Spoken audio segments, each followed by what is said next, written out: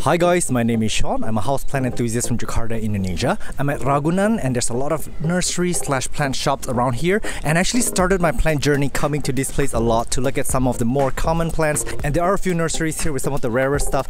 But in today's episode, I'm going to just be doing a general tour of plants that are interesting to me, and as you can hear, there are a lot of traffic around here. It's super loud, so I'm gonna be doing this tour in Bahasa Indonesia for my Indonesian channel, but then doing a voiceover for you in English. So in today's episode, we'll be discovering a lot of interesting plants, most of them common, but some of them rare. And we're going to be seeing some of the changes that happened post-pandemic, and a lot has shifted in the plant market. So we'll see some interesting changes, but this place does bring me a lot of nostalgic feelings. So let's just get this started.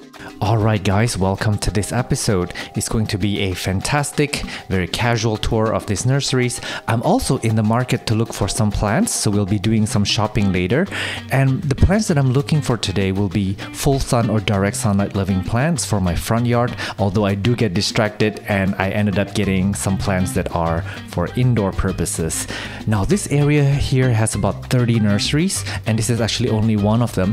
They're technically speaking not nurseries, they are not stores as well, because they do propagate some plants here, but for the most part they do wholesale a lot of plants in from the farmers, so a lot of the supplies here are coming from elsewhere. I believe there are some nurseries here that has consignment as well, so this is just how the supply chain works here.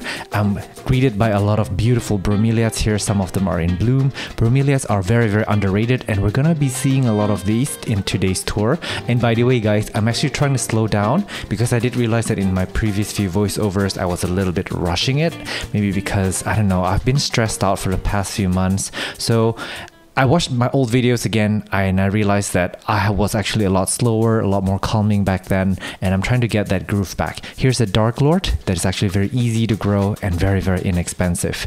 Schefflera arboricola, variegated, they love full sun. And this is a Dracaena reflexa variegata, a very common plant. So today we'll be seeing a lot of interesting common plants, and we're going to learn about care a little bit. I'm going to tell you the name whenever I know it. And we're going to take a break from some of these rare and unattainable plants just for a few moments to enjoy some of these common plants. Dieffenbachias actually do bring me a lot of joys. We will see a lot of Dieffenbachias in today's tours. Unfortunately, we don't know many of the names.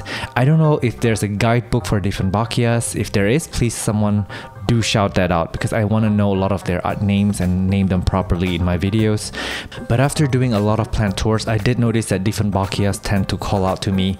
They are some of the easiest growing plants to grow, and beautiful foliage, and we shine the light on them just nice. They glow really beautifully. This one leaf here is mutated, and I tend to like plants that have mutations or different forms that are strange. So this plant really called out to me. That's in my hand now. But the normal leaf would actually look something more like this. Look at how beautiful the splash are on the leaves. If you have Dieffenbachias in your landscape, please do shine some spotlight on them because they do glow really beautifully. Here's a Philodendron mayoi or mayoi. Actually a stunning plant that is very everlasting in its form and its beauty and simplicity. Now I was kicking myself in the foot here because I did have one that grew enormous in my rented home. It was about 4 or 5 meters. It spanned the whole height of the house. It could even take direct sunlight, but I could not take it with me because it would kill the plant if I took it off the wall.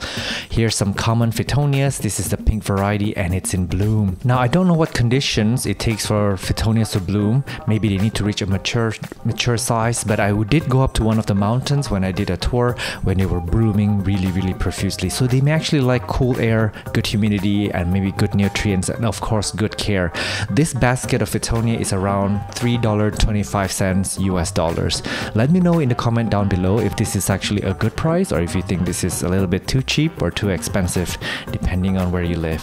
But these guys are actually very beautiful. They're not the hardest to grow, but they are very thirsty plants that cannot be forgotten. You cannot forget to water these, but in our tropical humid climate, if we keep drowning them in water, they can also rot rather quickly. They can have a lot of fungus growth in their soil medium that will decimate them within hours. But after touring a few botanic gardens, I realized that they actually make very good ground cover, and this one here would also look good hanging. As you can see, they are already in a hanging basket, and again, the leaves are quite massive on these. Normally when you grow them out at home, their leaves stay rather small. Now this is the green form that is more commonly known everywhere, and just so you know, Fittonia is called the nerve plant, and it may not be named because it looks like nerves on the veins. It's because it does have some pain elevating properties for your brain. So for people with headaches, I think it is known to cure headaches and things like that. Now, I'm not sure how it is prepared, if it's boiled, crushed, or anything, but as far as I know, that is a remedy for headaches. Now, I'm going to butcher the pronunciation of this next plant, but it is the Georgiananthus pigii. And one of the benefits of doing a voiceover later is that I could actually Google things up and regurgitate some of the information to you at a later stage, because I knew nothing about this plant as I was filming it. But do you see how the leaf unfurls? It comes out symmetrically. Now keep in mind, most leaves unfurls like asymmetrically, but this one actually unfurls from both sides of the leaves, and they do have the signature red or maroon underside. Now this plant is native to the Amazon, which is in Brazil and Peru. A full pot like this will set you back about $3.25 US dollars. Now here's a begonia that really reflects light. It really caught my eye and I really am in love with this. This is about $3.25 US dollars as well. Now I'll be doing a separate plant haul video for premium members of YouTube as well as for Patreon members. So those videos are going to be uploaded in the next few days. So yeah, I just want to put it out there that there will be additional bonus material for those of you who choose to subscribe or contribute financially to the channel. And more bonus contents like this are coming out because I really am trying to monetize the channels a bit more. So yeah, I'll be making a lot of bonus contents. But this is a type of cane begonia that is actually easy to care for compared to the rect type begonias. And if you look at this one here, every single growth point here, if you see the area between the petiole and the main stem, there are active growth happening here. This is a very healthy plant and I'm considering getting it. The only way to find out if I ended up buying this plant is if you subscribe to the YouTube Premium or if you become a Patreon member. Now this is not to alienate some of you guys from some of these contents, but I am making some additional bonus contents for paid members just to ensure the survivability of this channel and to make sure that I can spend more time on the channel. This is a beautiful Dracaena.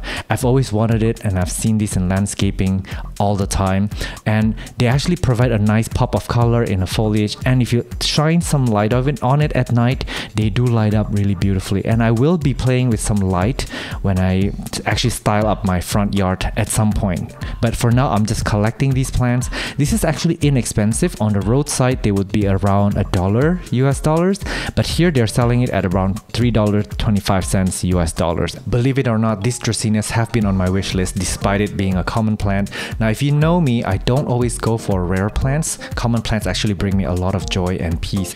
Now we're going to be looking at some Dieffenbachias here. This one is around $10 US dollars, which is really good for that size, and the little ones are about $3.25. Also very cute, but let me show you what I've discovered here.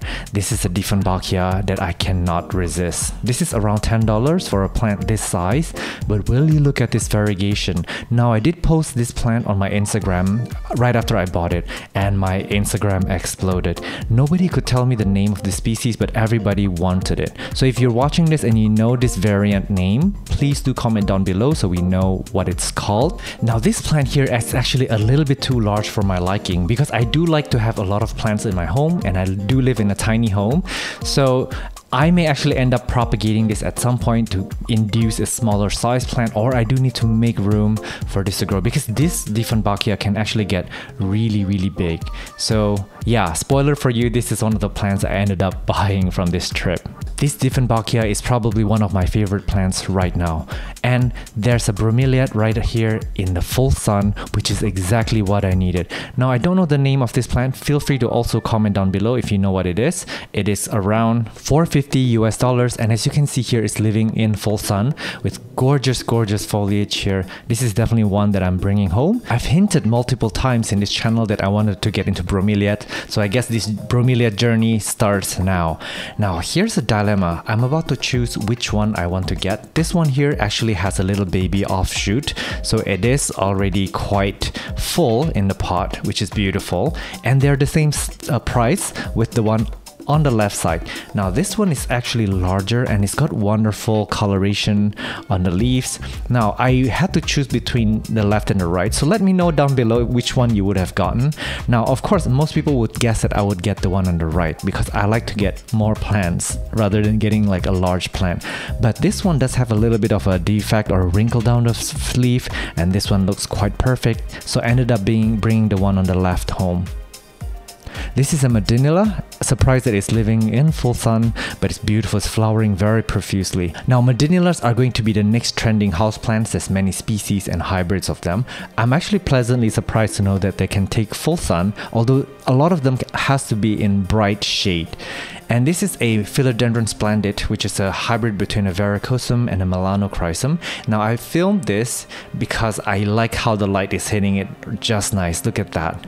And will you look at this Aglaonema setup here. Now there are many nurseries here. Some of them specialize in only Aglaonemas, but this is the one that we just chanced upon. And that one there, the full pot of it, just called out to me. This one here might be called the Aglaonema Snow White, but when you buy Aglaonemas, they're actually this little, and if you give them time and a lot of good care, they become a full pot like this invariably. Dendrobium orchids. I've always wanted one. I might have killed one from giving it too little light and maybe too much water, but they do like direct sunlight, and I've seen some that lives in full sun. Now this one is $3.25 per pot. They are all flowering in a good pot already and with the right media. So I'm considering taking this home, and I might actually choose one to bring home. And I'm really confused because there's so many flowers to choose from. They're all slightly different, and this one is actually the winner. So I like how it's simple from the front, but when you look at the back, they have some whites in the back of the petal. In terms of placement, I will be looking at this orchid sometimes from the back, so this is what I ended up choosing. Now for these, I actually didn't choose them for the beauty of the flowers per se, but I was actually looking at the longevity and the health of the leaves. This one is looking very healthy, and this has the most amount of leaves, so this is the one I went with. Now I actually filmed the plant haul video 2 weeks later, and I can show you some of the growth updates on this plant. So if you're subscribed on the YouTube Premium, you can check out that video to see how this plant did in 2 weeks time. I'm actually excited to bring this home because I've always wanted more orchids in my collection. Now after I bought that one orchid and I realized it might be a bit overpriced, I found that there's more orchid nurseries around the area, and behind the shade cloth there are tons and tons of orchids. And just so you know, this area specializes in orchids historically, so there are a lot of orchids to choose from, and of course you have other plants to choose from, like your landscaping plants or your indoor plants. Now if you're not sure about the plant's light requirements, just observe. Those placed outside are probably going to be full sun or direct sunlight loving plants, and those that are grown a little bit behind in the shade cloth are going to be your indirect light loving plants. And here we're greeted by a really beautiful plant called the Hibiscus tiliaceus variegata. Now I can't get closer because there's a gutter in the way, but this is a plant that has really fantastic foliage, although it is very mealybug prone.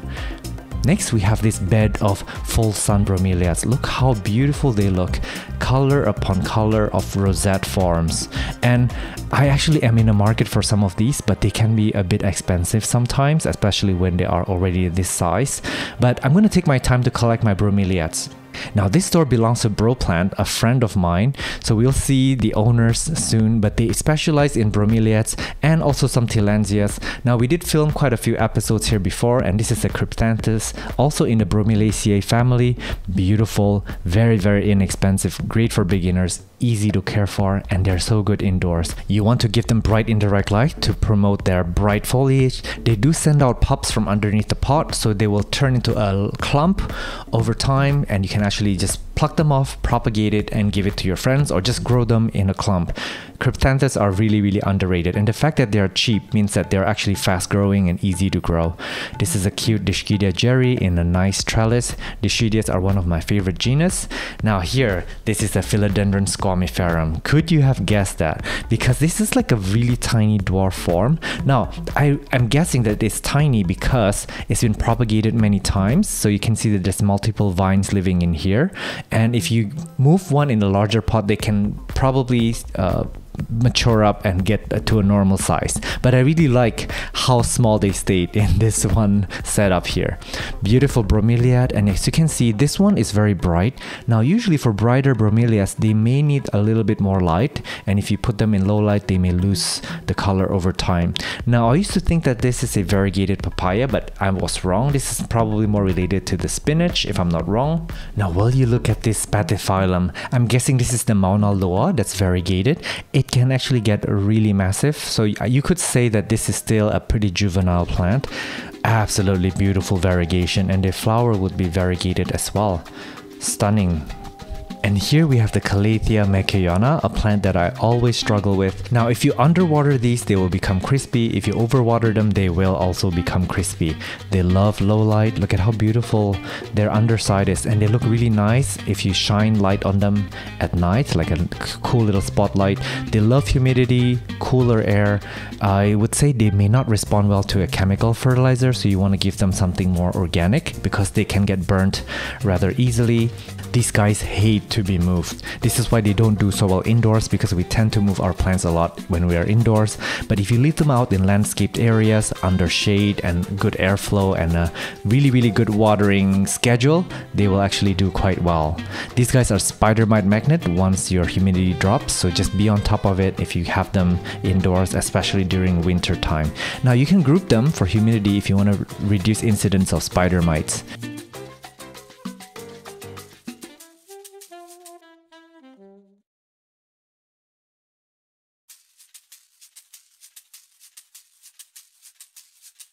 Now as I picked up this really cute plant, Diana showed up. Diana is one of the owners of this nursery. She's actually very hilarious and active in the plant community with her TikTok videos that are actually very hilarious. Now this is a Neoregelia that she actually recommended. They do put out these pups, and she showed me some examples of what they look like hanging. Now I've seen these in Thailand and always like them, especially when they are mixed with other bromeliads in like a basket like full of fireworks. Now this plant here costs around $2 US, so I think that's a very good price for this plant. And if you look at it up close, there's so many interesting details.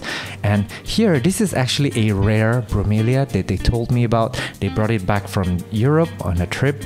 I don't know the name exactly, but it's cute. It does look like a tillandsia, and the flower looks really stunning.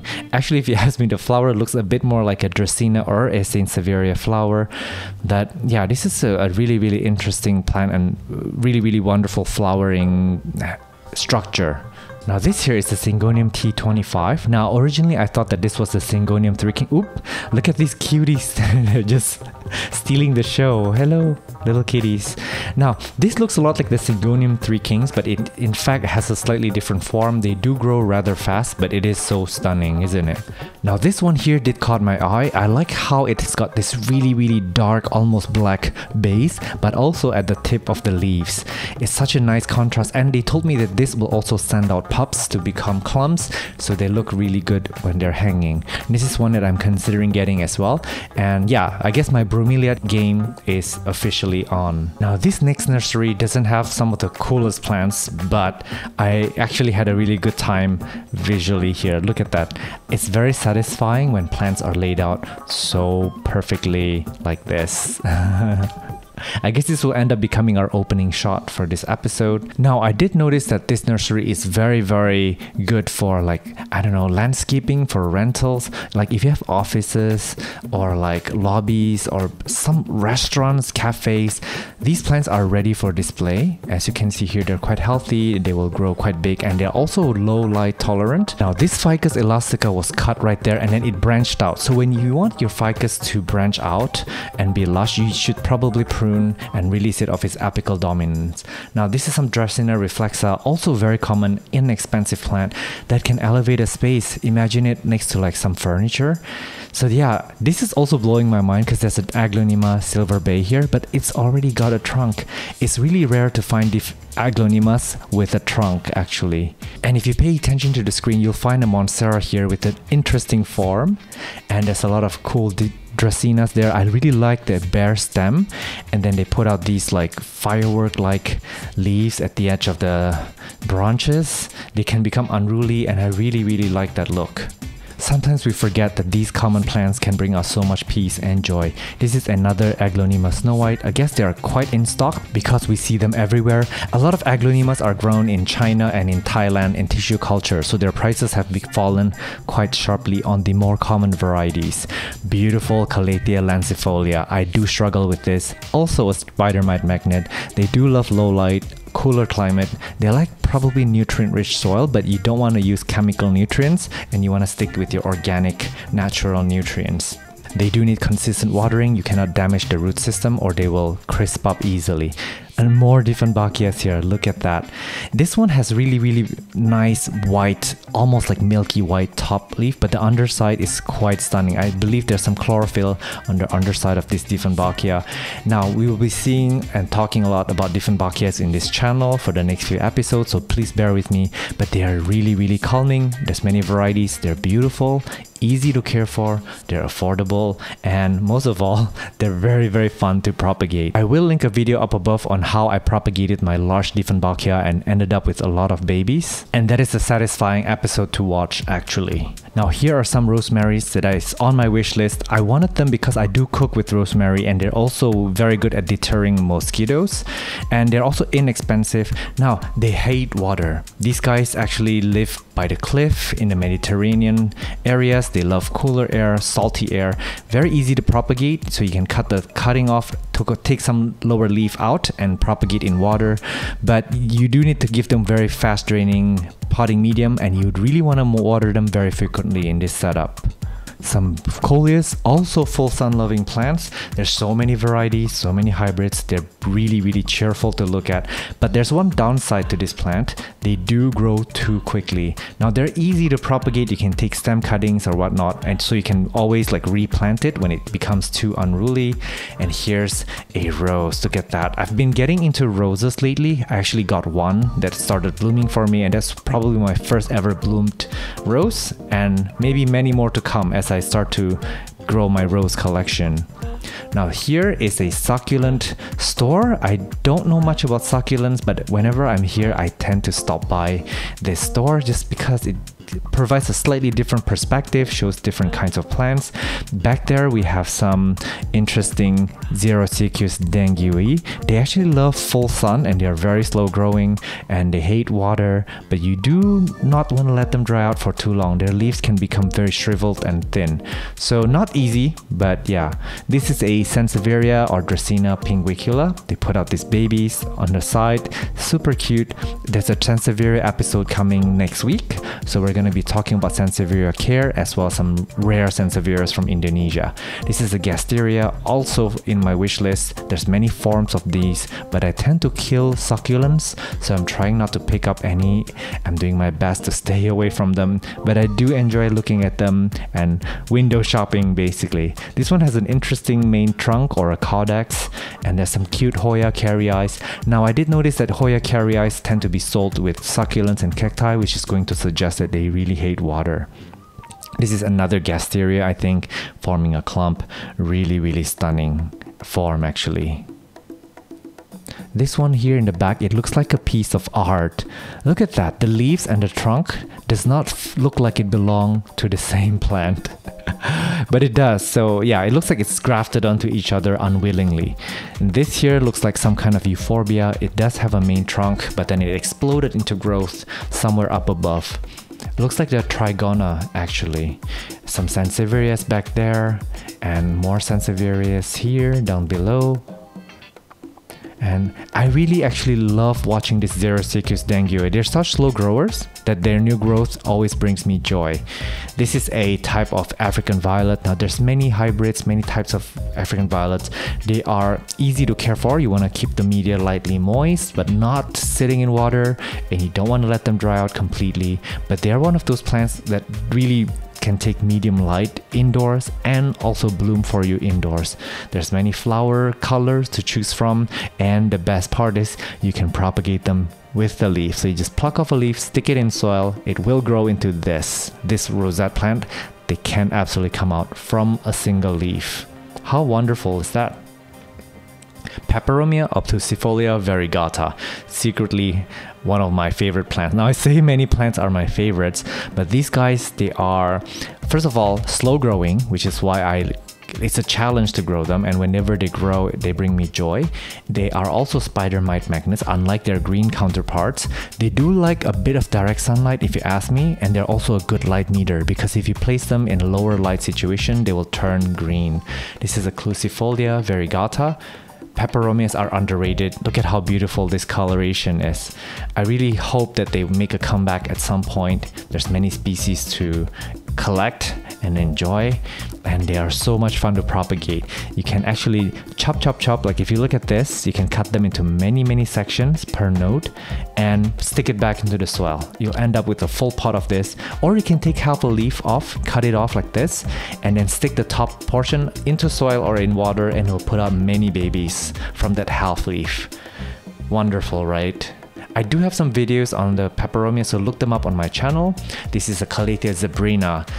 Gorgeous Calathea that is also very challenging to care for, and they have this wonderful sheen on the leaves, beautiful lime green color that's electrifying, and if you feel the leaves, they're actually very velvety.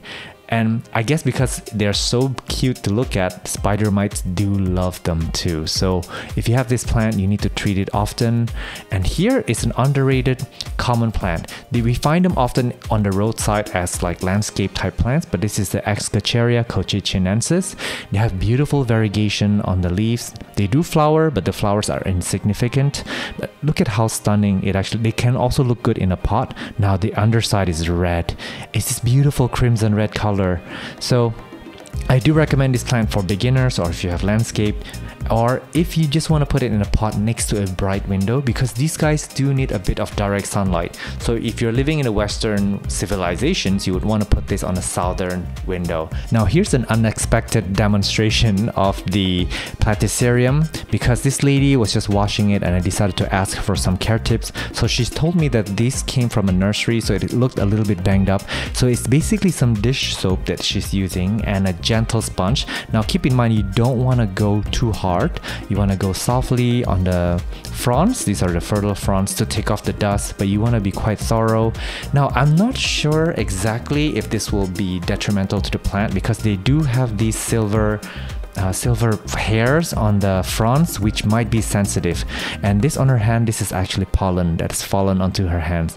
But yeah, I would not recommend to wash your Platyceriums like this, but I mean, I don't know, you gotta try it out. She said that she's done it all the time and it works really well. But Platyceriums are probably the next trending plant, so be on the lookout on some care tips, and also we're gonna tour some of the different varieties soon, hopefully.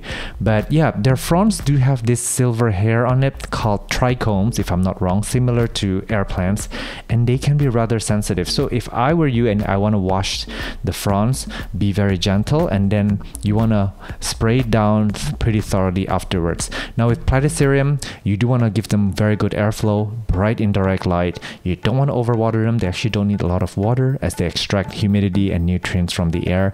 You can actually mix a bit of soluble fertilizer, but you want to be very diluted, because they can be quite sensitive. You don't want to burn the leaves with chemical fertilizer. Now I do know that people throw bananas in the back of these fertile fronds, which is this shield fronds, or you could probably put some slow release fertilizer behind these fronds, and there are some roots actually back there that may be able to absorb some of these nutrients. Interesting plant. There are different care requirements than your average house plants, but they have interesting forms. And as you know, some of us has run out of space for growing plants, and these Platyceriums live on the wall, so we can actually make our walls into plant galleries, I guess. So yeah, I guess with that being said, I want to thank you so much for watching. I guess we've reached the end of the episode. If you have not subscribed to the channel, do consider subscribing, liking, sharing, and commenting. It really would help me out a lot, and a lot of good contents are coming up next. So stay tuned. Take